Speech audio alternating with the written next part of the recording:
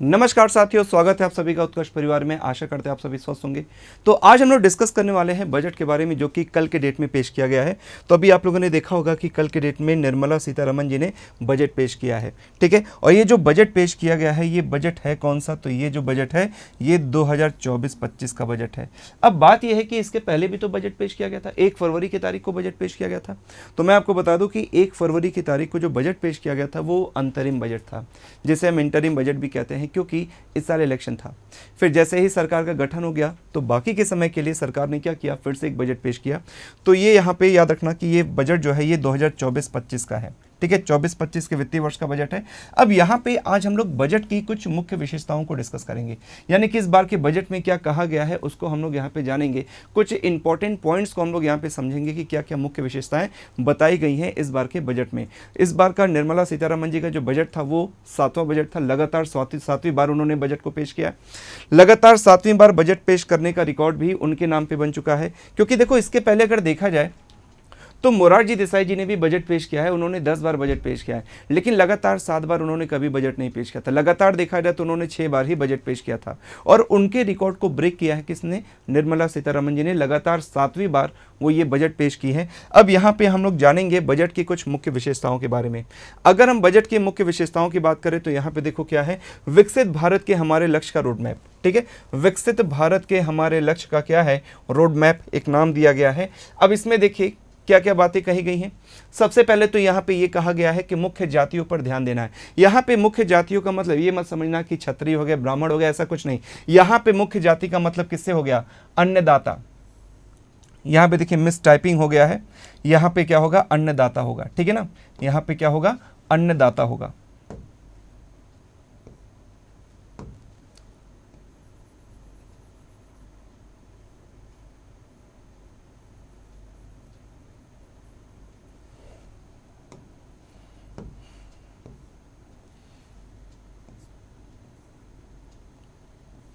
अन्नदाता, ठीक है। फिर उसके बाद कौन है? गरीब है, महिलाएं हैं और युवा वर्ग है। तो देखिए यहाँ पे मुख्य जातियों पर ध्यान दिया गया है, मुख्य जातियों की बात की गई है। और ये मुख्य जातियाँ कौन है? यहाँ पे मुख्य जातियों की अगर बात की जाए तो अन्नदाता हो गए। अन्नदाता यानी कि हमारे देश में कौन? किसान हो गए। अन्नदाता का मतलब यहाँ पे किसानों से हो गया। हमारे देश में जो गरीबी रेखा से जो नीचे जीवन यापन कर रहे हैं, हमारे देश में महिला आबादी जो है, और उसके अलावा हमारे देश में जो युवा आबादी है, इन पर मुख्य ध्यान दिए जाने की बात कही गई है, ठीक है। फिर यहाँ पे बजट के 4 मुख्य विषय भी दिए गए हैं। बजट के 4 मुख्य विषय कौन कौन से हैं? पहला देखो यहाँ पे रोजगार की बात की। सबसे बड़ा मुद्दा यहाँ पे किसका है? रोजगार का है। जैसा कि आपको पता होगा कि इस बार का जो इलेक्शन था, इलेक्शन में आपने देखा होगा कि सरकार के पक्ष में उतने वोट नहीं पड़े जितना कि सरकार ने सोच रखा था। और इसका सबसे बड़ा कारण क्या था? सबसे बड़ा कारण था कि युवा आबादी की नाराजगी। युवा आबादी नाराज थी। क्यों नाराज थी? क्योंकि रोजगार को लेकर के वो काफ़ी चिंतित थी, काफ़ी परेशान थी। युवा आबादी की जो नाराजगी थी वो रोजगार को लेकर के थी। तो कहीं ना कहीं इस नाराजगी को दूर करने का प्रयास यहाँ पे भारत सरकार ने किया है। तो यहाँ पे देखा जाए, अगर बजट के मुख्य विषय की बात की जाए तो सबसे पहला यहाँ पे क्या हो गया? रोजगार हो गया, कौशल प्रशिक्षण हो गया, एमएसएमई हो गया, और साथ ही साथ मध्यम वर्ग, यानी कि जो मध्यम वर्ग के लोग हैं, ओके। विकसित भारत के लिए प्राथमिकताएं। अब हम लोग बात करेंगे कि यहाँ पे क्या क्या प्राथमिकताएं दी गई हैं भारत को विकसित बनाने के लिए। तो विकसित भारत के लिए प्राथमिकताओं की अगर बात करें तो सबसे पहला यहाँ पे देखो क्या है? कृषि में उत्पादकता और अनुकूलनीयता। परिवर्तनकारी कृषि अनुसंधान के अंतर्गत उत्पादकता बढ़ाने और जलवायु के अनुकूल किस्मों के विकास पर जोर देने के लिए कृषि अनुसंधान व्यवस्था की व्यापक समीक्षा की बात कही गई है, ठीक है। सहकारी क्षेत्र के प्रणालीगत, व्यवस्थित और चहुमुखी विकास के लिए बात की गई है। अगर यहाँ पे बात की जाए सब्जी उत्पादन और आपूर्ति श्रृंखला की, तो उपज के संग्रहण, भंडारण और विपणन सहित सब्जी आपूर्ति श्रृंखलाओं के लिए किसान उत्पादक संगठनों, सहकारी समितियों और स्टार्टअप को बढ़ावा दिया जाएगा। आत्मनिर्भरता की बात की अगर की जाए तो सरसों, मूंगफली, तेल, सोयाबीन और सूरजमुखी जैसे तिलहनों के लिए यहाँ पे देश को आत्मनिर्भर बनाने की बात की जा रही है, यानी कि सेल्फ डिपेंड बनाने की बात की जा रही है। नेक्स्ट यहाँ पे देखिए क्या है? नेक्स्ट यहाँ पे है नई किस्मों की शुरुआत की जाएगी। किसानों की खेती बाड़ी के लिए 32 कृषि और बागवानी फसलों की 109 नई उच्च पैदावार वाली और जलवायु अनुकूल किस्में यहाँ पे जारी की जाएंगी, ठीक है। फिर यहाँ पे प्राकृतिक कृषि को यहाँ पे प्राथमिकता दी जा रही है, प्राकृतिक कृषि को यहाँ पे बढ़ावा दिया जा रहा है, नेचुरल फार्मिंग की बात यहाँ पे की जा रही है। अगले 2 वर्षों में पूरे देश में 1 करोड़ किसानों को प्रमाण पत्र और ब्रांडिंग द्वारा सहायता देकर प्राकृतिक कृषि शुरू की जाएगी। 10,000 आवश्यकता आधारित जैव आदान संसाधन केंद्र स्थापित किए जाएंगे। अब देखो यहाँ पे ये सारे पॉइंट्स यहाँ पे पूछे जा सकते हैं कि कितने वर्षों में 1 करोड़ किसानों को प्रमाण पत्र और ब्रांडिंग द्वारा सहायता देकर प्राकृतिक कृषि शुरू की जाएगी। तो 2 वर्षों में, 2 वर्षों में, और कितने किसानों को दिया जाएगा, ये व्यवस्था की जाएगी। यहाँ पे ये जो व्यवस्था की जाएगी ये 1 करोड़ किसानों के लिए की जाएगी। तो अगले 2 वर्षों में पूरे देश में 1 करोड़ किसानों को प्रमाण पत्र और ब्रांडिंग द्वारा सहायता देकर प्राकृतिक कृषि शुरू की जाएगी। 10,000 आवश्यकता आधारित जैव आदान संसाधन केंद्र स्थापित किए जाएंगे। नेक्स्ट यहाँ पे झींगा उत्पादन और निर्यात। झींगा खेती, प्रसंस्करण और निर्यात के लिए नाबार्ड के माध्यम से वित्त पोषण की सुविधा उपलब्ध कराई जाएगी। देखो हमारे देश में कृषि और उससे संबंधित क्षेत्रों के विकास के लिए जो महत्वपूर्ण संस्था यहाँ पे कार्य करती है, जो संस्था यहाँ पे कार्य करती है वो संस्था यहाँ पे कौन है, नाबार्ड है। अब नाबार्ड के द्वारा यहाँ पे फाइनेंसिंग सुविधा प्रदान की जाएगी, वित्त सुविधा प्रदान की जाएगी, किसके लिए, झींगा खेती, प्रसंस्करण और निर्यात के लिए। ओके, नेक्स्ट यहाँ पे डिजिटल सार्वजनिक अवसंरचना यानी कि डिजिटल पब्लिक इंफ्रास्ट्रक्चर डेवलप करने की बात की जा रही है। अब इसमें देखो क्या कहा गया है कि 3 वर्षों में किसानों और उनकी जमीन को शामिल करने के लिए डीपीआई, 400 जिलों में डिजिटल फसल सर्वेक्षण, जनसमर्थ आधारित किसान क्रेडिट कार्ड जारी किया जाएगा। नेक्स्ट यहाँ पे देखो क्या है, रोजगार और कौशल प्रशिक्षण। मेन देखो यहाँ पे आ गया, रोजगार की बात की जा रही है, रोजगार और कौशल प्रशिक्षण की यहाँ पे बात की जा रही है। और रोजगार और कौशल प्रशिक्षण के अंतर्गत पीएम पैकेज रोजगार संबंध प्रोत्साहन के लिए 3 योजनाएं हैं। पहली योजना देखो क्या है, पहली बार रोजगार प्राप्त करने वाले सभी औपचारिक क्षेत्रों में पहली बार रोजगार प्राप्त करने वाले को 3 किस्तों में 15,000 रुपए तक 1 माह का वेतन मिलेगा। 15,000 रुपए तक का 1 माह का वेतन 3 किस्तों में यहाँ पे दिया जाएगा। इससे 210 लाख युवाओं को लाभ प्राप्त होने की आशा है। इससे 210 लाख युवाओं को लाभ प्राप्त होने की क्या होगी, आशा होगी। नेक्स्ट यहाँ पे विनिर्माण क्षेत्र में रोजगार सृजन। विनिर्माण क्षेत्र में रोजगार सृजन की बात की जा रही है, यानी कि मैन्युफैक्चरिंग सेक्टर में रोजगार सृजन की बात की जा रही है। पहली बार रोजगार प्राप्त करने वालों से संबंधित प्रथम वर्ष में अंशदान के लिए विशिष्ट पैमाने पर ईपीएफओ अंशदान के लिए कर्मचारी और नियोक्ता दोनों को प्रोत्साहन दिया जा रहा है। इससे 30 लाख युवाओं को क्या प्राप्त होगा, लाभ प्राप्त होने की आशा है यहाँ पे। ठीक है, 30 लाख युवाओं को लाभ प्राप्त होने की क्या है यहाँ पे, आशा है।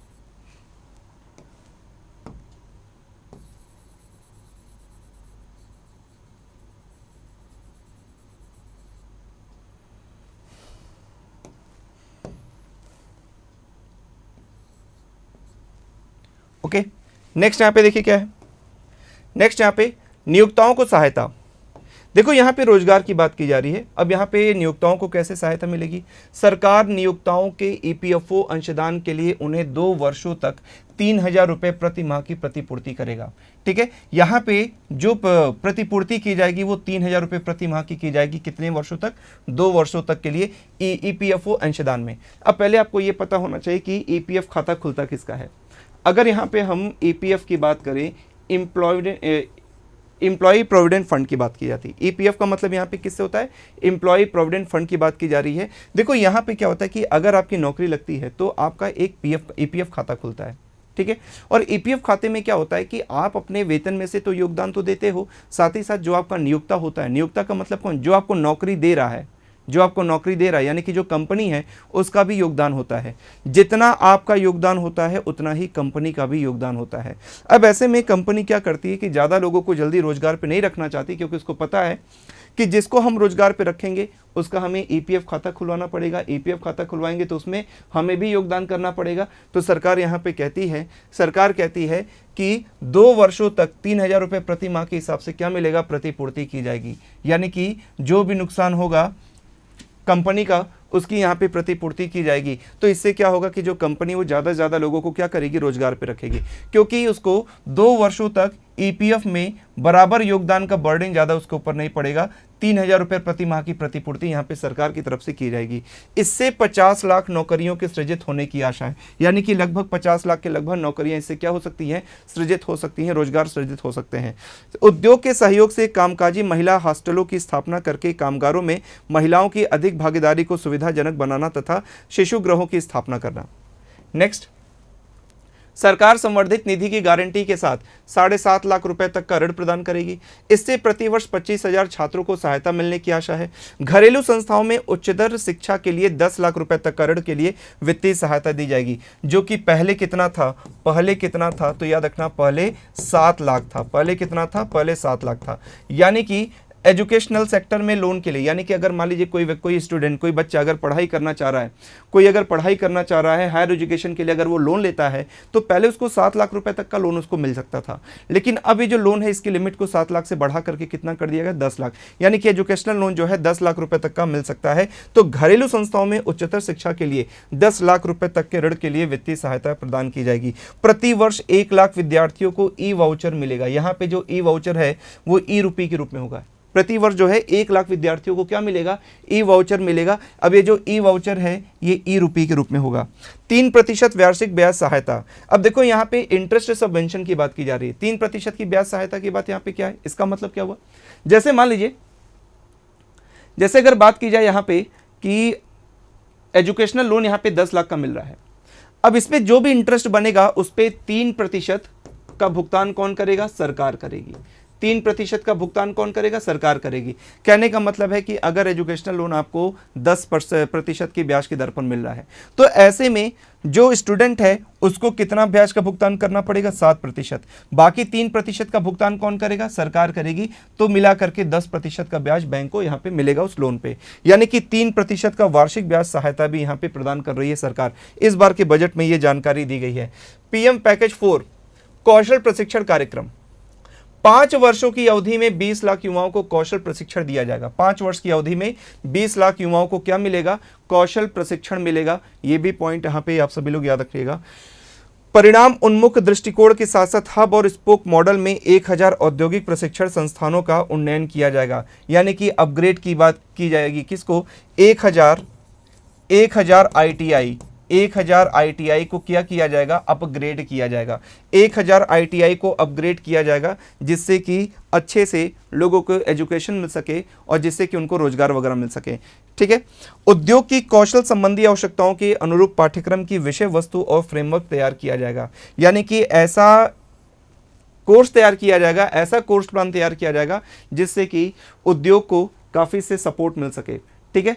नेक्स्ट यहाँ पे समावेशी मानव संसाधन विकास और सामाजिक न्याय, पूर्वोदय, विकास भी विरासत भी। ठीक है। देखिए यहाँ पे एक योजना शुरू की जा रही है जिसका नाम है पूर्वोदय। विकसित भारत के लक्ष्य को प्राप्त करने के लिए आर्थिक अवसरों का सृजन करने के लिए पूर्वी क्षेत्र के प्राकृतिक निधि संपन्न राज्यों के लिए योजना है। इसमें बिहार, झारखंड, पश्चिम बंगाल और आंध्र प्रदेश शामिल है। अब यहाँ पे क्वेश्चन आपसे पूछा जा सकता है कि पूर्वोदय योजना में कौन कौन से राज्यों को शामिल किया गया। तो देखो, पूर्वोदय योजना के अंतर्गत बिहार है, झारखंड है, पश्चिम बंगाल है और आंध्र प्रदेश, इन राज्यों को यहां पे शामिल किया गया है। गया में औद्योगिक नोड के विकास के साथ अमृतसर कोलकाता औद्योगिक कॉरिडोर बनाया जाएगा। कोलकाता अमृतसर औद्योगिक कॉरिडोर के डेवलपमेंट की बात यहां पे की जा रही है। महिलाओं और बालिकाओं के लाभार्थी योजनाओं के लिए 3 लाख करोड़ का से अधिक का आवंटन किया गया है। ठीक है। तो यहाँ पे देखो 3 लाख करोड़ रुपए जो है ये आवंटित किए गए हैं, किसके लिए, महिलाओं और बालिकाओं के लिए। प्रधानमंत्री जनजातीय उन्नत ग्राम अभियान, प्रधानमंत्री जनजातीय उन्नत ग्राम अभियान 63,000 गांवों को कवर करते हुए आदिवासी समुदायों की सामाजिक आर्थिक स्थिति में सुधार। इससे 5 करोड़ जनजातियों को क्या होगा, लाभ होगा। ठीक है। तो देखो कितने गांवों को कवर किया जाएगा, 63,000 गांवों को कवर किया जाएगा और इससे कितने करोड़ जनजातियों को लाभ मिलेगा, 5 करोड़ जनजातियों को इसका लाभ प्राप्त होगा। पूर्वोत्तर क्षेत्र में इंडिया पोस्ट पेमेंट बैंक की 100 से अधिक शाखाएं खोली जाएंगी। अब देखो यहाँ पे ये पॉइंट इंपॉर्टेंट है, क्वेश्चन आपसे पूछा जाएगा कि पूर्वोत्तर क्षेत्र में कितने इंडिया पोस्ट पेमेंट बैंक की ब्रांचेस खोली जाएंगी। तो पूर्वोत्तर क्षेत्र में इंडिया पोस्ट पेमेंट बैंक की 100 से अधिक शाखाएं यहाँ पे खोली जाएंगी। ठीक है। नेक्स्ट यहाँ पे आंध्र प्रदेश पुनर्गठन अधिनियम, आंध्र प्रदेश पुनर्गठन अधिनियम। तो देखो वित्त वर्ष 24-25 में 15,000 करोड़ रुपए की वित्तीय सहायता की व्यवस्था की जाएगी। आंध्र प्रदेश पुनर्गठन अधिनियम के अंतर्गत वर्ष 24-25 में 15,000 करोड़ रुपए की वित्तीय सहायता की व्यवस्था की जाएगी। जैसा कि आपको पता है कि वर्तमान की जो सरकार है उस सरकार को बनाने में आंध्र प्रदेश की सरकार का भी बहुत योगदान है, बिहार की गवर्नमेंट का भी बहुत योगदान है। ठीक है। तो ऐसे में आंध्र प्रदेश पे विशेष ध्यान दिया गया है। 15,000 करोड़ रुपए की वित्तीय सहायता व्यवस्था की जाएगी। देश की खाद्य सुरक्षा सुनिश्चित करने के लिए पोलावरम सिंचाई परियोजना को पूरा किया जाएगा। ठीक है, विशाखापट्टनम चेन्नई औद्योगिक कॉरिडोर पर कोपार्थी नोड में और हैदराबाद बेंगलुरु औद्योगिक कॉरिडोर में ओखाकल नोड में पानी, बिजली, रेल और सड़कों जैसी आवश्यक अवसंरचना को व्यवस्थित किया जाएगा। विनिर्माण और सेवाएं, अगर हम यहाँ पे बात करें विनिर्माण और सेवाओं में, तो देखो विनिर्माण क्षेत्र में एमएसएमई के लिए ऋण गारंटी योजना है। ट्रेड्स में अनिवार्य अनबोर्डिंग के लिए बढ़ा हुआ दायरा है। खाद्य अविकिरण, गुणवत्ता और सुरक्षा परीक्षण के लिए एमएसएमई इकाइयाँ स्थापित की जाएंगी। एमएसएमई को ऋण के लिए नया निर्धारण मॉडल लाया जाएगा। ठीक है, अब यहाँ पे देखो मुद्रा ऋण की बात की जा रही है। मोस्ट इंपॉर्टेंट मुद्रा ऋण के बारे में, तरुण श्रेणी में इस ऋण सीमा को वर्तमान 10 लाख रुपए से बढ़ा करके 20 लाख रुपए कर दिया गया। ठीक है, तरुण श्रेणी में वर्तमान ऋण सीमा को 10 लाख रुपए से बढ़ा करके कितना कर दिया गया, 20 लाख रुपए कर दिया गया। अब देखो यहाँ पे अगर मुद्रा योजना की बात करें, अब यहाँ पे अगर बात की जाए मुद्रा लोन की, अगर मुद्रा योजना की बात करें तो मुद्रा योजना में शिशु में जो लोन मिलता है वो कितना होता है, वो 50,000 रुपए तक का होता है। किशोर में 50,000 से 5 लाख तक होता है। और अगर तरुण की बात करें तो तरुण में जो लोन है उसको 10 लाख से बढ़ा करके कितना कर दिया गया, 20 लाख कर दिया गया। तरुण श्रेणी में जो लोन की लिमिट है उसको 10 लाख से बढ़ा करके कितना कर दिया गया, 20 लाख रुपए कर दिया गया। तो ये भी पॉइंट यहाँ पे आप सभी लोग याद रखिएगा। ठीक है, राष्ट्रीय औद्योगिक कॉरिडोर विकास कार्यक्रम के तहत 12 औद्योगिक पार्क स्थापित किए जाएंगे। ठीक है, इस टेस्ट अवधि के दौरान एमएसएमई को ऋण सहायता दी जाएगी। वीजीएफ सहायता के साथ पीपीपी मोड में औद्योगिक कामगारों के लिए डॉक्यूमेंट्री टाइप आवास के साथ साथ किराया आवासन भी दिया जाएगा। घरेलू उत्पादन, रिसाइकलिंग और ओवरसीज अधिग्रहण के लिए क्रिटिकल मिनरल मिशन की शुरुआत की जाएगी। दिवालियापन समाधान में गति लाने के लिए अधिकरण और अपील अधिकरण को सुदृढ़ करना और अतिरिक्त अधिकरण स्थापित करना, यानी कि एपिलेट ट्रिब्यूनल की बात की जा रही है। एपिलेट ट्रिब्यूनल की बात की जा रही है। एपिलेट ट्रिब्यूनल क्या होते हैं, देखो जब बैंकों का लोन जब एनपीए बन जाता है तो उस एनपीए की रिकवरी के लिए यहाँ पे एपिलेट ट्रिब्यूनल काम करता है। तो यहाँ पे वही कहा गया है कि दिवालियापन समाधान में गति लाने के लिए, यानी कि अगर मान लीजिए कोई लोन का रीपेमेंट नहीं कर पाता है, वो दिवालिया हो जाता है, तो ऐसी समस्या के समाधान में गति लाने के लिए, उसे लोन की रिकवरी करने के लिए अधिकरण और अपील अधिकरण, यानी कि जो भी डीआरटी होते हैं, जैसे डेट रिकवरी ट्रिब्यूनल होते हैं, डीआरएटी होता है, डेट रिकवरी एपिलेट ट्रिब्यूनल होते हैं, तो इनको क्या किया जाएगा, इनको और भी सुदृढ़ बनाया जाएगा और साथ ही साथ अतिरिक्त अधिकरण भी क्या किए जाएंगे, स्थापित किए जाएंगे। नेक्स्ट यहाँ पे देखो क्या है, पीएम पैकेज 5वीं योजना, इंटर्नशिप अवसर। 5 वर्ष की अवधि में 1 करोड़ युवाओं को शीर्ष 500 कंपनियों में इंटर्नशिप के अवसर उपलब्ध कराने की योजना है। यानी कि सरकार का प्लान है कि नेक्स्ट 5 ईयर में, अगले 5 वर्षों में 1 करोड़ युवाओं को जो भारत की जो टॉप क्लास की जो 500 कंपनियां हैं उसमें क्या किया जाएगा, इंटर्नशिप प्रोवाइड किया जाएगा। ठीक है, एक तरह से ट्रेनिंग समझिए। सीएसआर निधियों के माध्यम से प्रतिमाह 5,000 रुपए का भत्ता और 6,000 रुपए की एककालिक सहायता भी प्रदान की जाएगी। सीएसआर का मतलब क्या होता है, सीएसआर का मतलब होता है कॉर्पोरेट सोशल रिस्पॉन्सिबिलिटी। ठीक है ना, कॉर्पोरेट सोशल रिस्पॉन्सिबिलिटी, ये सीएसआर का फुल नेम होता है। ठीक है, तो देखो जितने भी कॉर्पोरेट होते हैं वो अपने नेट प्रॉफिट का 2% के लगभग क्या करते हैं, सीएसआर के तहत खर्च करते हैं। तो उसी में देखो सीएसआर निधियों के माध्यम से ही प्रतिमाह 5,000 रुपए का भत्ता और 6,000 रुपए की एककालिक सहायता भी यहाँ पे प्रदान की जाएगी इंटर्नशिप के अंतर्गत। ठीक है, शहरी विकास की अगर बात करें, स्टाम्प ड्यूटी, महिलाओं द्वारा खरीदी गई संपत्तियों पर स्टाम्प ड्यूटी को कम करने के लिए राज्य को प्रोत्साहित किया जाएगा। राज्य को प्रोत्साहन दिया जाएगा कि अगर कोई महिला कोई संपत्ति खरीदती है तो उससे स्टाम्प ड्यूटी कम वसूला जाए। हालांकि स्टाम्प ड्यूटी अभी भी कम है, लेकिन और भी इसको कम करने की बात की जा रही है।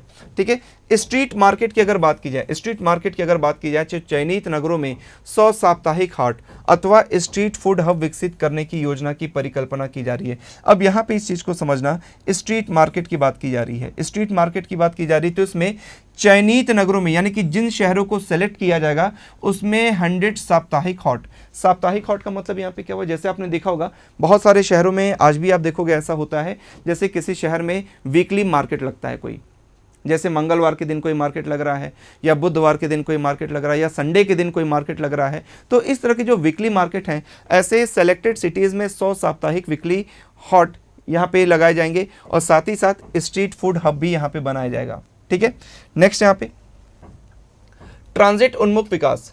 30 लाख से अधिक जनसंख्या वाले 14 बड़े नगरों के लिए ट्रांजिट उन्मुख विकास की बात की जा रही है, यानी कि 14 बड़े नगरों को शामिल किया जाएगा। ये वो 14 बड़े नगर होंगे जहां की आबादी 30 लाख से भी अधिक होगी। ठीक है, जल प्रबंधन, वाटर मैनेजमेंट की अगर बात की जाए तो वाटर मैनेजमेंट में क्या कहा गया है, जल आपूर्ति, सीवेज ट्रीटमेंट तथा ठोस कचरा प्रबंधन परियोजनाएं तथा विश्वसनीय परियोजनाओं के विकास से परियोजनाओं के माध्यम से 100 बड़े शहरों को सेवाएं उपलब्ध कराई जाएगी। नेक्स्ट, आवास संबंधी आवश्यकताएं। पीएम आवास योजना शहरी 2.0, 10 लाख करोड़ रुपए का निवेश करके 1 करोड़ शहरी गरीबों तथा मध्यम वर्ग की आवश्यकताएं पूरी की जाएंगी। यानी कि 1 करोड़ शहरी गरीबों को आवासीय सुविधा, आवास उपलब्ध कराया जाएगा। ठीक है, तो यहाँ पे प्रश्न पूछा जा सकता है कि कितने लोगों को, शहरी क्षेत्र में कितने लोगों को आवासीय सुविधा उपलब्ध कराने की बात की जा रही है। तो 1 करोड़ शहरी गरीबों को आवासीय सुविधा उपलब्ध कराई जाएगी। और इस पर निवेश कितना किया जाएगा, तो यहाँ पे जो 10 लाख करोड़ का निवेश करने की बात सरकार के द्वारा की गई है। अधिक उपलब्धता के साथ कुशल तथा पारदर्शी रेंटल हाउसिंग मार्केट के लिए सामर्थ्यकारी नीतियां तथा विनियम लागू किए जाएंगे। नाभिकीय ऊर्जा में निजी क्षेत्र के साथ पहल की जाएगी। यहाँ पे न्यूक्लियर एनर्जी की बात की जा रही है। यहाँ पे न्यूक्लियर एनर्जी में प्राइवेट सेक्टर के साथ यहाँ पे पहल की जाएगी। भारत लघु रिएक्टरों की स्थापना की जाएगी। भारत लघु मॉड्यूलर रिएक्टर और नाभिकीय ऊर्जा के लिए नई प्रौद्योगिकियों का अनुसंधान और विकास किया जाएगा। ऊर्जा लेखा परीक्षा, ऊर्जा लेखा परीक्षा की अगर बात करें तो सूक्ष्म और लघु उद्योगों को स्वच्छ ऊर्जा अपनाने के लिए वित्तीय सहायता उपलब्ध कराई जाएगी। 60 क्लस्टरों में ग्रेड ऊर्जा लेखा परीक्षा की सुविधा, अगले चरण में इसे 100 क्लस्टरों तक बढ़ाया जाएगा। नेक्स्ट यहाँ पे पम्प्ड स्टोरेज पॉलिसी, बिजली भंडारण और नवीकरणीय ऊर्जा की बढ़ती हिस्सेदारी के सहज एकीकरण के लिए, ठीक है, पम्प्ड स्टोरेज पॉलिसी लाई जाएगी। AUSC ताप विद्युत संयंत्र, अब देखो AUSC ताप विद्युत संयंत्र किसके द्वारा शुरू किया गया है, NTPC और BHEL यानी कि भेल का एक संयुक्त उद्यम पूर्ण क्षमता वाले 800 मेगावाट के वाणिज्यिक संयंत्र की स्थापना की जाएगी। किसके तहत, AUSC ताप विद्युत संयंत्र के अंतर्गत। नेक्स्ट यहाँ पे PM सूर्यघर मुक्त बिजली योजना, PM सूर्यघर मुक्त बिजली योजना, तो यहाँ पे देखो क्या है कि 1 करोड़ घरों को मुफ्त बिजली मिलेगी, 300 यूनिट तक प्रति माह मिलेगी। यानी कि यहाँ पे अगर प्रश्न पूछा जाए कि PM सूर्यघर मुफ्त बिजली योजना के अंतर्गत कितनी यूनिट बिजली मुफ्त में मिलेगी, तो 300 यूनिट प्रति माह की बिजली मुफ्त में मिलेगी। ओके, 300 यूनिट प्रति माह की जो बिजली है वो मुफ्त में मिलेगी। और किसको मिलेगी, यहाँ पे 1 करोड़ घरों को ये बिजली मुफ्त में मिलेगी। अब तक 1.28 करोड़ पंजीकरण और 14 लाख आवेदन अब तक किए जा चुके हैं। नेक्स्ट यहाँ पे क्या है, अवसंरचना की अगर बात करें, अगर हम यहाँ पे इंफ्रास्ट्रक्चर की बात करें तो इंफ्रास्ट्रक्चर पे क्या कहा गया, अवसंरचना के लिए 11 करोड़ 11 लाख 111 सॉरी 11 लाख 11,111 का प्रावधान, यहां पे देखिए ये करोड़ में है, 11 लाख 11,111 करोड़ का प्रावधान यहां पे किया गया है, जो कि जीडीपी का कितना परसेंट है, जो कि जीडीपी का 3.4% है, जो कि जीडीपी का कितना है 3.4% यहां पे प्रावधान किया गया है। किसके लिए, अवसंरचना के लिए। एक तरह से आप कह सकते हैं कि ये क्या है, ये कैपिटल एक्सपेंडिचर है, ये कैपिटल एक्सपेंडिचर है।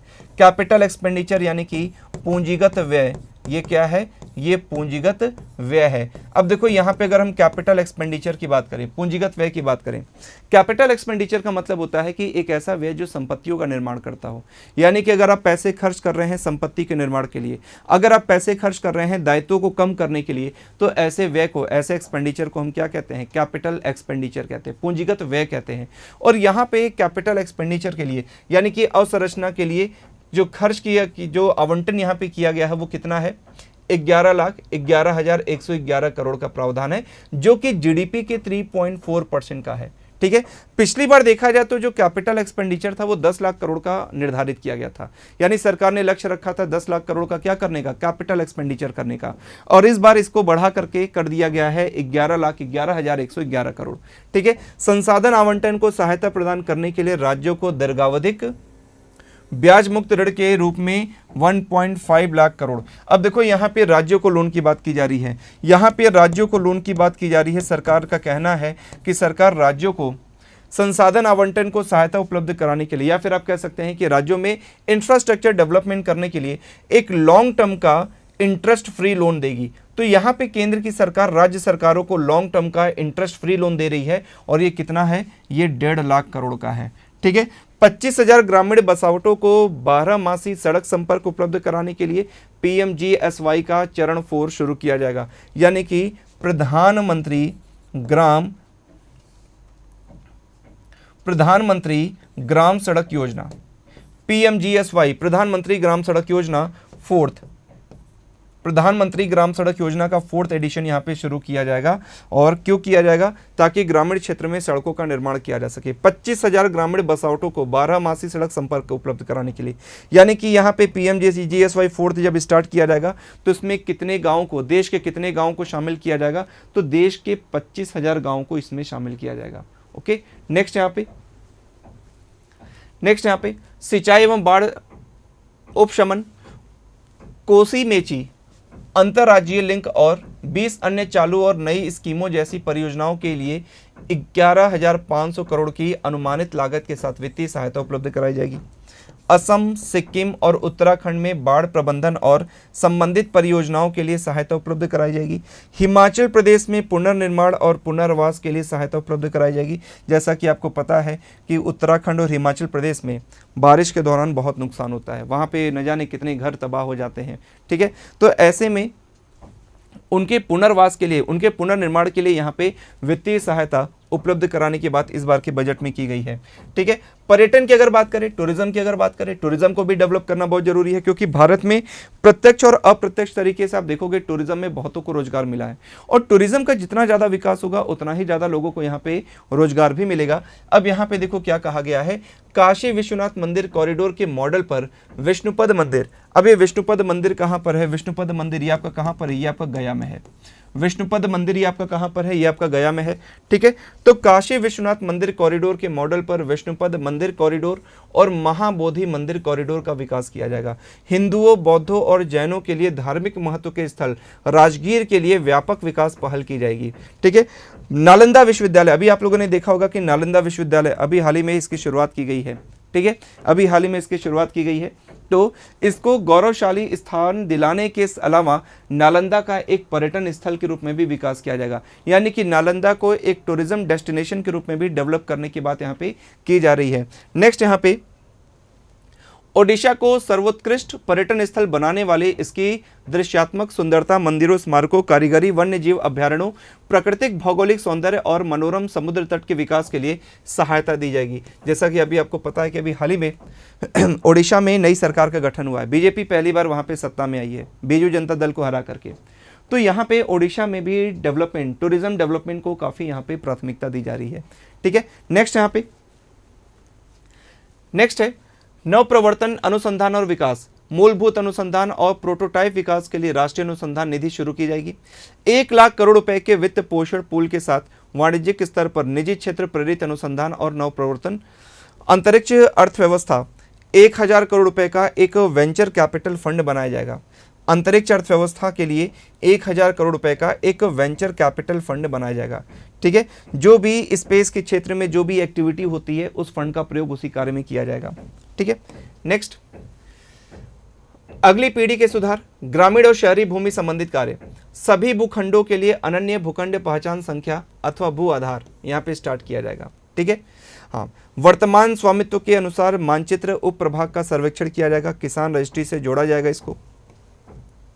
शहरी क्षेत्रों में GIS मैपिंग के साथ भू अभिलेखों को डिजिटल किया जाएगा, यानी कि जितने भी भू अभिलेख हैं उनको डिजिटल करने की बात की जा रही है, यानी कि आप उसको डिजिटल फॉर्म में उसको चेक कर सकते हो। ठीक है। कैडेस्ट्रल मानचित्रों का डिजिटलीकरण किया जाएगा, भू रजिस्ट्री बनाई जाएगी। जलवायु वित्त पोषण के लिए टैक्सोनॉमी, जलवायु अनुकूल और उपशमन से संबंधित निवेशों के लिए पूंजी की उपलब्धता बढ़ाई जाएगी। एफडीआई और ओवरसीज निवेश, एफडीआई को सरल करने और ओवरसीज निवेश के लिए भारतीय रुपए का उपयोग करने के अवसरों को बढ़ावा देने के लिए प्रक्रिया का सरलीकरण किया जाएगा। यानी कि जो भी नियम है उसको आसान बना दिया जाएगा, जिससे कि ज़्यादा से ज़्यादा विदेशी निवेशक आएँ और भारत में भारतीय रुपए का प्रयोग कर सकें। ठीक है, नेक्स्ट एनपीएस वात्सल्य। अब देखो ये एनपीएस वात्सल्य किसके लिए है? ये अवयस्क लोगों के लिए है। अवयस्क लोगों के लिए, अवयस्क लोगों के लिए पेंशन व्यवस्था, अवयस्क लोगों के लिए क्या है? अवयस्क लोगों के लिए पेंशन व्यवस्था है एनपीएस। जैसा कि आपको पता है कि भारत में न्यू पेंशन स्कीम चल रही है, तो ये जो न्यू पेंशन स्कीम अभी तक जो चल रही थी वो किसके लिए है? जो रोजगार में है, जो नौकरी कर रहे हैं। लेकिन यहाँ पे जो अवयस्क हैं उनके लिए भी एक पेंशन व्यवस्था शुरू की जा रही है, जिसका नाम है एनपीएस वात्सल्य। तो यहाँ पे क्वेश्चन पूछा जा सकता है कि अवयस्क लोगों के लिए कौन सी पेंशन व्यवस्था शुरू की जा रही है, कौन सी नई पेंशन स्कीम शुरू की जा रही है? एनपीएस वात्सल्य। अब जैसे मान लीजिए 18 साल से कम उम्र का अगर कोई बच्चा है, अगर उसका एनपीएस वात्सल्य के तहत अगर उसका जो है खाता खुलता है, तो उसमें स्टार्टिंग में क्या होगा? माता पिता का या फिर जो अभिभावक होंगे उनका अंशदान होगा। और जब बच्चे की उम्र 18 साल से ऊपर हो जाएगी, वो कमाने लगेगा, फिर वो खुद से अंशदान अपना करेगा। ठीक है, डाटा संचालन में सुधार, आंकड़ों और सांख्यिकी का संग्रहण, प्रसंस्करण और प्रबंधन किया जाएगा। नई पेंशन योजना एनपीएस संगत समस्याओं का समाधान करने, आम नागरिकों के हितों की रक्षा करने तथा राजकोषीय दूरदर्शिता को बनाए रखने के लिए एक समाधान निकाला जाएगा। जैसा कि आपको पता है कि आज के समय में एनपीएस का काफ़ी विरोध हो रहा है, लोग ओल्ड पेंशन स्कीम की डिमांड कर रहे हैं। तो यहाँ पे एनपीएस से संबंधित जो समस्याएं हैं उनका समाधान निकालने की बात की जा रही है, उसकी समीक्षा की जाएगी और समीक्षा के दौरान उसका समाधान यहाँ पे निकाला जाएगा। ठीक है, मजबूत आर्थिक आधार, मजबूत आर्थिक आधार। अब देखो यहाँ पे चालू खाता घाटे में सुधार की बात की जा रही है। यहाँ पे सरकार ये बताना चाहती है कि देश का जो चालू खाता घाटा है वो धीरे धीरे क्या हुआ है? कम हुआ है, क्योंकि 2021 फाइनेंशियल ईयर 21 में आप देखोगे काफ़ी ज़्यादा हो गया था। फाइनेंशियल ईयर 21 में काफ़ी ज़्यादा हो गया था। फाइनेंशियल ईयर 21 में काफ़ी ज़्यादा क्यों था? क्योंकि फाइनेंशियल ईयर 21 में क्या था? कोविड था। तो कोविड के प्रभाव की वजह से आप देखोगे चालू खाता घाटा काफ़ी ज़्यादा हो गया था, जो कि धीरे धीरे फिर क्या होने लगा? धीरे धीरे फिर कम होने लगा। नेक्स्ट यहाँ पे वित्त वर्ष 2024 में भारत की विकास दर 8.2% रही। वित्त वर्ष 2024 में भारत की विकास दर कितने प्रतिशत रही? तो वित्त वर्ष 2024 में भारत की जो विकास दर थी वो कितनी थी? 8.2% रही। तो क्वेश्चन ये पूछा जा सकता है कि वित्त वर्ष 2024 में भारत की विकास दर कितनी बताई गई है? बजट के अनुसार 8.2% बताई गई है। ठीक है, नेक्स्ट यहाँ पे विस्तारणीय पीएमआई इंडेक्स। ठीक है, तो विस्तारणीय पीएमआई इंडेक्स, तो यहाँ पे भी देश की स्थिति को बताया गया है कि स्टेबल अवस्था में। यहाँ पे देखो सर्विस की बात की जा रही है, सर्विस के साथ साथ मैन्युफैक्चरिंग की बात की जा रही है। ठीक है, नेक्स्ट यहाँ पे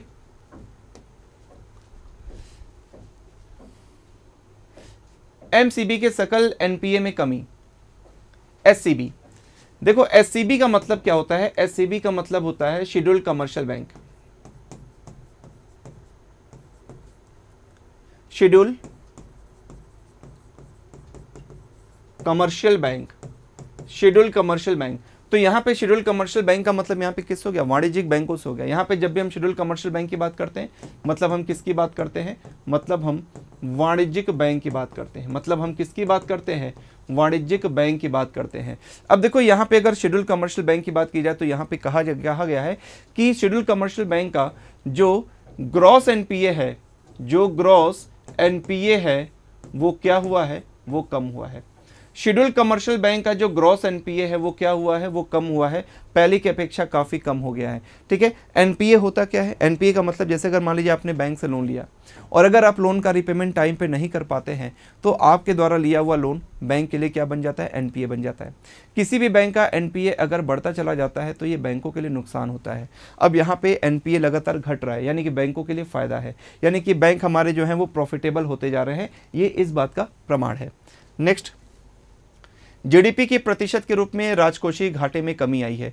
जीडीपी के प्रतिशत के रूप में राजकोषीय घाटे में कमी आई है। अब देखो फाइनेंशियल ईयर 24 में राजकोषीय घाटा कितना बताया गया है, 5.6% बताया गया। ठीक है, फाइनेंशियल ईयर 24 में देश का राजकोषीय घाटा कितना बताया गया है, देश का फिस्कल डेफिसिट कितना बताया गया है। तो देश का जो राजकोषीय घाटा है, देश का जो फिस्कल डेफिसिट है वो कितना बताया गया है, 5.6% बताया गया है। नेक्स्ट यहाँ पे मुद्रास्फीति नियंत्रण, हमारे देश में इन्फ्लेशन भी काफ़ी कंट्रोल था, मुद्रास्फीति भी नियंत्रित था। और 2023 में मुद्रास्फीति की दर औसतन कितनी थी, एवरेज कितना था। भाई देखो 2024 चल रहा है, हम 2023 का एवरेज बता सकते हैं कि देश में मुद्रास्फीति की औसतन दर कितनी थी। तो देश में मुद्रास्फीति की जो औसतन दर थी वो कितनी थी, 5.4%। कब, 2023 में। नेक्स्ट, कर प्रस्ताव, करों का सरलीकरण, यानी कि जो टैक्स लॉ है उसको काफी आसान बनाने की बात की जा रही है। तो यहाँ पे देखो क्या है कि आयकर अधिनियम 1961 की समीक्षा की जाएगी। हमारे देश में जो इनकम टैक्स लगता है वो किस अधिनियम के तहत लगता है, इनकम टैक्स एक्ट 1961 के तहत लगता है। तो इस अधिनियम की समीक्षा की जाएगी, इसको और भी सरल बनाने की बात की जा रही है। धर्मार्थ संस्थाएं एवं टीडीएस का सरलीकरण किया जाएगा। मुकदमेबाजी और अपील कर को यहाँ पे कम करने की बात की जा रही है। कर आधार में वृद्धि करने की बात यहाँ पे की जा रही है। ठीक है, क्षेत्र विशिष्ट सीमा शुल्क के प्रस्ताव, व्यापार में आसानी, शुल्क में व्युत्क्रमण को हटाने और विवादों को कम करने के लिए कर संरचना की व्यापक समीक्षा की जाएगी। तो देखो यहाँ पे टैक्स से संबंधित जो विवाद थे उसको कम करने के लिए विवाद से विश्वास स्कीम लाई गई थी। यहाँ पे एक स्कीम लाई गई थी जिसका नाम क्या था, विवाद से विश्वास स्कीम, विवाद से विश्वास योजना लाई गई थी, ताकि टैक्स से संबंधित जो भी विवाद है उनका यहाँ पे समाधान निकाला जा सके। ठीक है, सीमा शुल्क में परिवर्तन, अब देखो यहाँ पे कस्टम ड्यूटी में परिवर्तन करने की बात की जा रही है। सीमा शुल्क ये किससे संबंधित होता है, ये आयात निर्यात से संबंधित होता है। ये किससे संबंधित होता है, ये आयात निर्यात से संबंधित होता है। ठीक है, या फिर आप कह सकते हैं कि बॉर्डर पे लगने वाले टैक्स को, सीमा पर लगने वाले कर को हम क्या कहते हैं, सीमा शुल्क कहते हैं।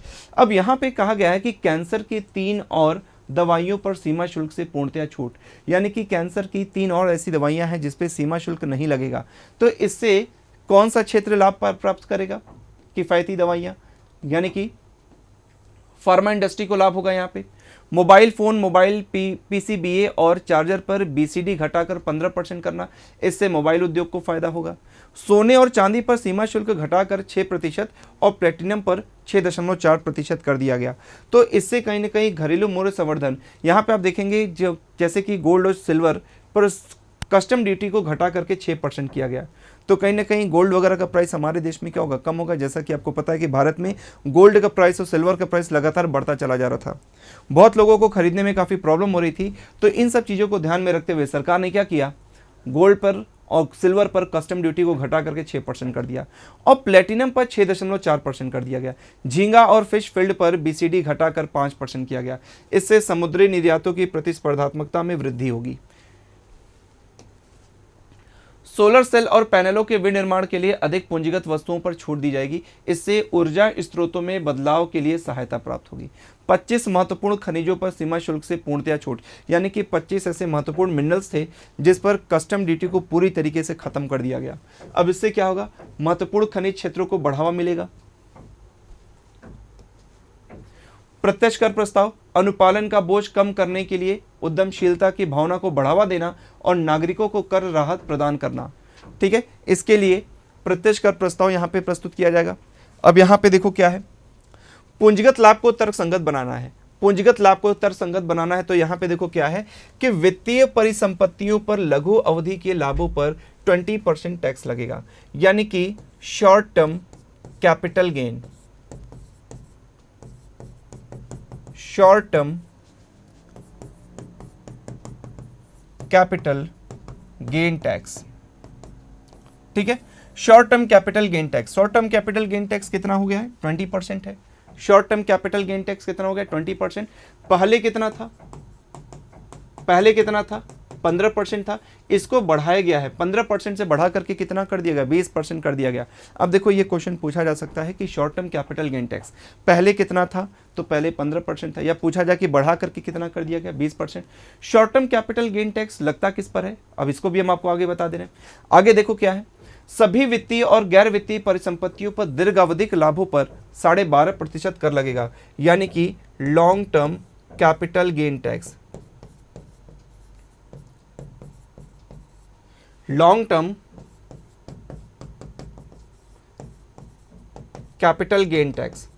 अब देखो यहां पे long term capital gain tax की अगर बात की जाए कि long term capital gain tax कितना रहेगा, तो long term capital gain tax 12.5%, जबकि पहले कितना था, पहले 10% था। पहले कितना था, पहले 10% था, जिसको बढ़ा करके कितना कर दिया गया, 12.5% कर दिया गया।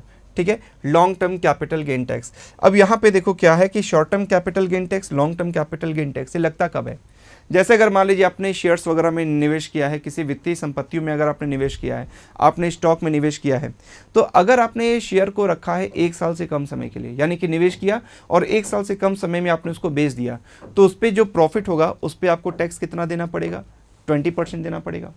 अगर आपने शेयर खरीदा है, 1 साल से अधिक समय तक आपने उसको होल्ड करके रखा और 1 साल से अधिक समय तक उसको होल्ड करके रखने के बाद अब आप उसको बेच रहे हो, तो उस पर आपको जो प्रॉफिट होगा उस पर आपको टैक्स कितना देना पड़ेगा, 12.5%। तो ये होता है लॉन्ग टर्म और short term capital gain tax. ठीक है, तो short term capital gain tax तब लगेगा जब शेयर आपने 1 साल से कम समय में ही खरीद करके बेच दिया हो, और long term capital gain tax तब लगेगा जब आपने शेयर्स को 1 साल से अधिक समय पे रख करके बेच दिया हो। ठीक है, लेकिन इसके साथ साथ एक व्यवस्था यहां पे यह भी की गई है कि वित्तीय परिसंपत्तियों पर पूंजीगत लाभ की छूट सीमा को बढ़ा करके 1.25 लाख प्रति वर्ष कर दिया गया है। कहने का मतलब है कि अगर आपने निवेश किया है, शेयर वगैरह में निवेश किया है, तो कोई जरूरी नहीं कि आपको टैक्स देना ही पड़ेगा। अगर आपको शेयर मार्केट में निवेश करने से अगर आपको 1 साल में 1.25 लाख रुपए का लाभ होता है, तब तो उस पर आपको कोई भी कैपिटल गेन टैक्स नहीं देना पड़ेगा। लेकिन अगर आपका लाभ 1.25 लाख से ऊपर होता है तो फिर वो कैपिटल गेन टैक्स के दायरे में आएगा। अब डिपेंड इस बात पे करता है कि आपने जो स्टॉक बेचा है, जो फाइनेंशियल इंस्ट्रूमेंट्स आपने बेचा है, वो कितने समय तक रखने के बाद बेचा है। अगर 1 साल से कम समय में ही बेच दिया है तब तो 20% का टैक्स आपको देना पड़ेगा।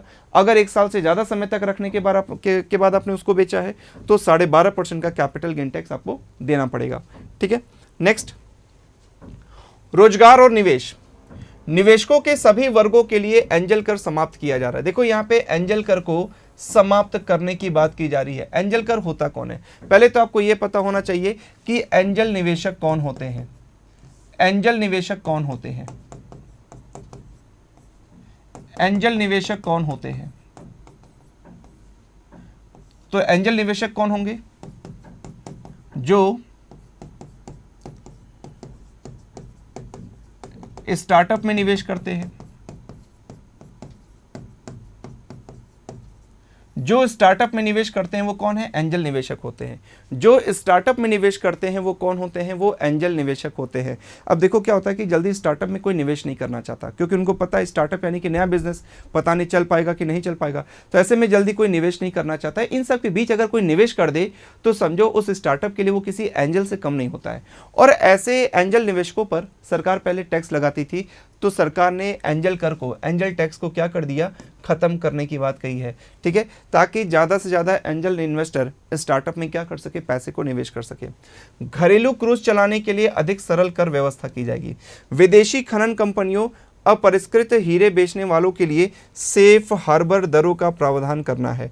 विदेशी कंपनियों पर कॉर्पोरेट टैक्स की दर को 40% से घटाकर 35% की गई है। ये देखिए बहुत ही इंपॉर्टेंट पॉइंट है यहाँ पे कि देखो जो भी फॉरेन कंपनियां भारत में आती हैं तो सरकार उन पे क्या लगती है, उनके प्रॉफिट पे सरकार टैक्स लगाती है, और उस टैक्स को हम क्या कहते हैं, कॉर्पोरेट टैक्स कहते हैं। अगर मान लीजिए इस टैक्स को बढ़ा दिया जाए तब तो ऐसे में कंपनियां भारत में निवेश न करके अन्य देशों में चली जाएंगी। हमारे देश में ज़्यादा से ज़्यादा विदेशी निवेशक आ सके, पैसा निवेश करे, ज़्यादा से ज़्यादा कंपनियाँ आकर के अपना बिजनेस लगाएं, इसीलिए सरकार ने ऐसी कंपनियों पर कॉर्पोरेट टैक्स की दर को 40% से घटा करके कितना कर दिया, 35% तक कर दिया है। नई कर व्यवस्था को सरल बनाने की बात की जा रही है। अब देखो, नई कर व्यवस्था को सरल बनाने की बात की जा रही, तो इसके तहत यहाँ पे सरकार ने एक न्यू टैक्स रिजिम की बात की है। न्यू टैक्स रिजिम की बात की है, उसमें सरकार ने क्या कहा कि 3 लाख रुपए तक की इनकम पर कोई टैक्स नहीं।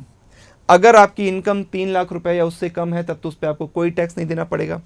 अगर आपकी इनकम 3 से 7 लाख रुपए तक की है तो उस पर आपको कितना टैक्स देना पड़ेगा? 5% देना पड़ेगा।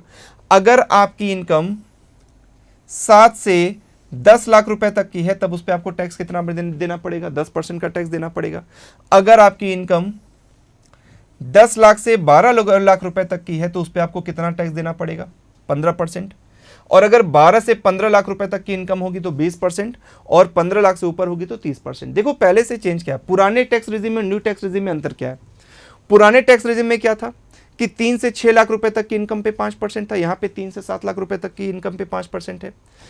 पुराने टैक्स रिजिम में 6 से 9 लाख रुपए तक की इनकम पे 10% का टैक्स था, और यहाँ पे आप देख रहे हो 7 से 10 लाख रुपए तक की इनकम पे 10% का टैक्स है। पुराने टैक्स रिजिम में 9 से 12 लाख रुपए तक की इनकम पे 15% का टैक्स था, और यहाँ पे 10 से 12 लाख रुपए तक की इनकम पे 15% का टैक्स है। बाकी 12 से 15 और 15 लाख से ऊपर पे 30%, ये पहले भी है और अभी भी है। ठीक है। वेतन भोगी कर्मचारियों के लिए मानक कटौती 50,000 से बढ़ा करके 75,000 की गई है। ये भी देखिए मोस्ट इंपॉर्टेंट पॉइंट है। अब देखो इसका मतलब क्या हुआ। पहले देखो क्या था, पहली बात की ये जो मानक कटौती है, ये जो सैलरी होल्डर पर्सन होते हैं, जो वेतन भोगी होते हैं, उन्हीं को इसका लाभ मिलता है। और ये लाभ कैसा होता है? जैसे मान लीजिए किसी वेतन भोगी व्यक्ति का 1 साल का जितना भी इनकम होगा, और यदि सरकार उसकी इनकम पे इनकम टैक्स का कैलकुलेशन करती है तो सरकार क्या करती है, उसकी टोटल इनकम में से पहले 50,000 रुपये माइनस कर देती थी। 50,000 रुपये माइनस करने के बाद फिर जो इनकम होती थी उस पर सरकार टैक्स का कैलकुलेशन करती थी। सरकार ने इस 50,000 रुपये की मानक कटौती को बढ़ा करके 75,000 कर दिया। कहने का मतलब है कि अगर मान लीजिए किसी व्यक्ति की इनकम 10 लाख रुपए है और 10 लाख रुपए की इनकम पे इनकम टैक्स का कैलकुलेशन करना है, तो पहले कितना माफ होता था? 50,000 माफ होता, हटा दिया जाता था, यानी कि 9.5 लाख रुपए की इनकम पे इनकम टैक्स कैलकुलेट होता था। लेकिन अब जो है 75,000 रुपये हटाया जाएगा। इसका मतलब हुआ कि अगर 10 लाख रुपए किसी की इनकम है तो 9,25,000 पे ही इनकम टैक्स का कैलकुलेशन किया जाएगा। तो ये होता है मानक कटौती। तो ये मानक कटौती का लाभ किसको मिलता है? जो वेतन भोगी होते हैं, जो सैलरीड पर्सन होते हैं। पेंशन भोगियों के लिए पारिवारिक पेंशन कर पर कटौती 15,000 से बढ़ा करके कितना कर दी गई? 25,000 रुपये कर दी गई। रुपए कहां से आता है? अब हम लोग को ये समझना है कि रुपए कहां से आता है और रुपया कहां जाता है। ठीक है ना, यानी कि सबसे अधिक रुपया कहां से आता है, सबसे अधिक रुपया कहां जाता है। तो यहां पे अगर बात की जाए कि रुपया सबसे ज़्यादा कहां से आता है, सबसे ज़्यादा रुपया कहां से आता है, तो देखा जाए तो सबसे ज़्यादा जो रुपया आता है वो कहां से आता है? सबसे ज़्यादा जो रुपया आता है वो उधारी के रूप में आता है। ठीक है, सबसे ज़्यादा जो रुपया आता है वो कहां से आता है? उधारी के रूप में। यानी कि अगर सरकार को 1 रुपया मिला है, अगर सरकार को 1 रुपया मिला है तो 1 रुपये में मान के चलो कि 27 रुपये, यानी कि 1 रुपये में मान के चलो कि 27% केवल उधार के रूप में प्राप्त होता है। लेकिन यहाँ पे अगर केवल राजस्व की बात होगी कि सबसे ज़्यादा राजस्व सरकार को कहाँ से प्राप्त होता है, तो सबसे ज़्यादा राजस्व सरकार को आयकर के रूप में प्राप्त होता है। 19 रुपये, 19%। ठीक है, यानी कि अगर 1 रुपया सरकार को मिल रहा है तो 1 रुपये में मान के चलो कि 19 पैसा सरकार को इनकम टैक्स से प्राप्त हुआ है। तो यहाँ पे दोनों का मतलब समझिएगा आप लोग। अगर मान लो पूछा गया है कि सबसे ज़्यादा पैसा कहाँ से आता है, तो यहाँ पे आपको देखना है कि ऑप्शन क्या क्या है। अगर टैक्सेस के ऑप्शन दिए गए हैं तो टैक्स में सबसे ज़्यादा पैसा कहाँ से आ रहा है? आयकर से, 19%। लेकिन अगर मान लीजिए उधारी भी दी गई है तो फिर वहाँ पे आपका राइट आंसर क्या होगा? उधारी और अन्य देयताएं 27%। लेकिन बात यह कि जो उधारी होती है ये सरकार के लिए राजस्व नहीं है, लेकिन जो आयकर है ये सरकार के लिए क्या है? राजस्व है। राजस्व का मतलब यहाँ पे किससे होता है? आय से होता है। तो सबसे ज़्यादा इनकम सरकार को कहाँ से प्राप्त होती है? सबसे ज़्यादा इनकम सरकार को आयकर से प्राप्त होती है। जबकि ओवरऑल में अगर देखा जाए तो सबसे ज़्यादा पैसा कहाँ से प्राप्त हुआ है? ये उधारी से प्राप्त हुआ है। ठीक है, नेक्स्ट फिर देखो सेकंड नंबर पे जीएसटी आता है। जीएसटी से 18% मिलता है, जीएसटी से 18% है और आयकर से 19% है। रुपया कहाँ जाता है? रुपया कहाँ जाता है इसको भी जान लीजिए। रुपया कहाँ जा रहा है? देखिए सबसे ज़्यादा जो रुपया जाता है वो ब्याज भुगतान में जाता है। सबसे ज़्यादा जो रुपया जाता है वो कहाँ जाता है, ब्याज भुगतान में। भाई जाहिर सी बात है, अगर लोन के रूप में पैसा मिल रहा है तो उस पर ब्याज का भी तो भुगतान करना पड़ेगा। अगर 1 रुपये में 27% जो है उधार के रूप में मिल रहा है, तो मान के चलो कि अगर 1 रुपया जा रहा है तो 1 रुपये में 19% ब्याज का भुगतान जा रहा है, यानी कि जितना इनकम टैक्स मिला है उतना ब्याज भुगतान में चला गया। ओके, फिर उसके बाद केंद्रीय क्षेत्र स्कीम, रक्षा और सब्सिडी पर पूंजीगत परिव्यय को छोड़ करके 16% है। यहाँ पे सब्सिडी में देखो 6% खर्च हो रहा है, रक्षा में 8% खर्च हो रहा है। ठीक है, हाँ। नेक्स्ट, अब देखो यहाँ पे बताया गया है कि किस क्षेत्र के लिए कितना पैसा आवंटित किया गया है। तो अलग अलग यहाँ पे सेक्टर दिए गए हैं और अलग अलग सेक्टर के लिए अलग अलग आवंटन किया गया है। अब जैसे देखा जाए तो इसमें सबसे बड़ा जो आवंटन है वो किसके लिए है, वो रक्षा क्षेत्र के लिए है। रक्षा क्षेत्र के लिए जो अलॉटमेंट किया गया है वो कितना है, 4,54,773 करोड़ है। अगर मैं यहाँ पे एजुकेशन की बात करें तो एजुकेशन पर 1,25,638 करोड़ है। अगर हम स्वास्थ्य की बात करें तो 89,287 करोड़ है। तो इस तरीके से आप देख रहे हो अलग अलग क्षेत्रों में अलग अलग अलॉटमेंट किया गया है। नेक्स्ट, प्रमुख स्कीमों के लिए आवंटन, यानी कि कुछ अलग अलग स्कीमें जिसके लिए आवंटन किया गया, जैसे कि 23-24 के लिए मनरेगा के लिए जो आवंटन था वो 60,000 करोड़ था। अब 24-25 में इसको बढ़ा करके कितना कर दिया गया, 86,000 करोड़ कर दिया गया। अनुसंधान और विकास परियोजनाओं पे पहले 840 करोड़ का आवंटन था, लेकिन 24-25 में इसको 1200 करोड़ कर दिया गया है। नाभिकीय ऊर्जा परियोजना में 23-24 में आवंटन 442 करोड़ था, 24-25 में 2,228 करोड़ का आवंटन किया गया। औषध उद्योग के लिए PLI, प्रोडक्शन लिंक्ड इंसेंटिव योजना, 23-24 के लिए कितना था, 1200 करोड़ था। अब 24-25 के लिए कितना हो जाएगा, 2143 करोड़ हो जाएगा। सेमीकंडक्टर का विकास और डिस्प्ले विनिर्माण के लिए 23-24 में जो अलॉटमेंट था वो 3,000 करोड़ था, 24-25 में से बढ़ा करके 6,903 करोड़ कर दिया गया। अगर हम सौर ऊर्जा ग्रिड की बात करें, सोलर एनर्जी ग्रिड की बात करें तो 23-24 में अलॉटमेंट कितना था, 4,970 करोड़ का था, 24-25 में इसे बढ़ा करके 10,000 करोड़ कर दिया गया। यानी कि सरकार सौर ऊर्जा को ज़्यादा प्राथमिकता दे रही है। प्रत्यक्ष लाभ अंतरण LPG, अब देखो यहाँ पे LPG सब्सिडी की बात की जा रही है। प्रत्यक्ष लाभ अंतरण यानी कि DBT, direct benefit transfer, direct benefit transfer LPG की अगर बात करें तो 23-24 में कितना था, 180 करोड़ था, और 24-25 में इसे बढ़ा करके 1,500 करोड़ कर दिया गया। IDEA स्कीम के अधीन क्रेडिट लाइन 23-24 में देखो ये 1,300 करोड़ था, 24-25 में इसे बढ़ा करके 3,849 करोड़ कर दिया गया। ठीक है, प्राप्तियां, अब यहां पे अगर देखा जाए राजस्व प्राप्तियां तो देखो 23-24 में जो सरकार का जो राजस्व प्राप्ति था वो कितना था, 27 लाख करोड़। 24-25 का जो अनुमान है वो 31.3 लाख करोड़ का अनुमान है सरकार का। 24-25 में जो राजस्व प्राप्तियों का जो अनुमान है वो कितना है, वो है 31.3 लाख करोड़, 31.3 लाख करोड़ कर दिया गया। ठीक है, अगर पूंजीगत प्राप्तियों की बात करें तो 23-24 में जो पूंजीगत प्राप्तियां थी वो कितनी थी, 17.9 लाख करोड़ था, और 24-25 में पूंजीगत प्राप्तियों का जो अनुमान है वो कितना है, 16.9 लाख करोड़ कर दिया गया है। ओके, अगर व्यय की बात करें, एक्सपेंडिचर्स की बात करें तो यहां पे व्यय कितना है। अगर राजस्व व्यय की बात करें तो देखो 23-24 में सरकार का जो राजस्व व्यय था वो 35.4 लाख करोड़ था, और सरकार का 24-25 में जो राजस्व व्यय का अनुमान है, राजस्व व्यय यानी कि एक ऐसा व्यय जो किसी भी संपत्ति का निर्माण न करता हो, यानी कि आप पैसे भी खर्च करो और आपकी संपत्ति भी न तैयार हो, ऐसे व्यय को हम क्या कहते हैं, राजस्व व्यय कहते हैं। और 24-25 में जो राजस्व व्यय का अनुमान है वो 37.1 लाख करोड़ का रखा गया है। और यहीं पे अगर प्रभावी पूंजीगत व्यय की बात करें, प्रभावी पूंजीगत व्यय कितना है, तो प्रभावी पूंजीगत व्यय 23-24 में कितना था, 12.7 लाख करोड़ था, और 24-25 का अनुमान कितना है, 15 लाख करोड़ का अनुमान है। 15 लाख करोड़ का पूंजीगत व्यय का अनुमान यहाँ पे लगाया गया है। ठीक है, तो देखो ये बजट से रिलेटेड कुछ इंपॉर्टेंट पॉइंट्स हो गए। बाकी आज की क्लास हम लोग यहीं पे ओवर करते हैं, बाकी अगले क्लास में नए टॉपिक से शुरुआत करेंगे। नमस्कार।